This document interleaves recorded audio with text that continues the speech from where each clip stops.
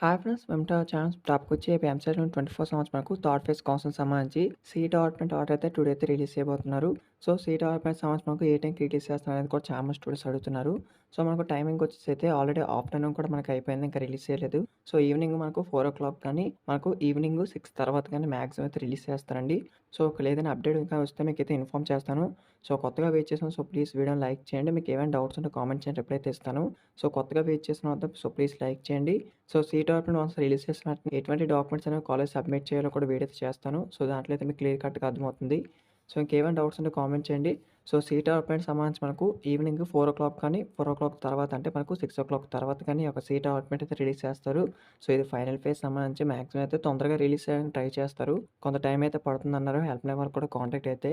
So, ఒకవేళ release చేస్తే మీకు ఈ విధంగా అయితే ఉంటుందండి. సో, ఇక్కడ చూడండి మీకు సీట్ అలాట్‌మెంట్ సంబంధించి ఇక్కడ స్పెషల్ ఫేజ్ అని పైనిచ్చి కింద సీట్ అలాట్‌మెంట్ సంబంధించి ఇక్కడ మనకి ఇవ్వడం జరుగుతుంది లింకు. సో, దీని మీద క్లిక్ చేసి మీ యొక్క డీటెయిల్స్ ఎంటర్ చేసి మీరైతే సీట్ అలాట్‌మెంట్ అయితే డౌన్‌లోడ్ చేసుకోవచ్చు. సో, మీకు ఏ కాలేజ్‌లో సీట్ వస్తుందో కూడా తెలుస్తుంది.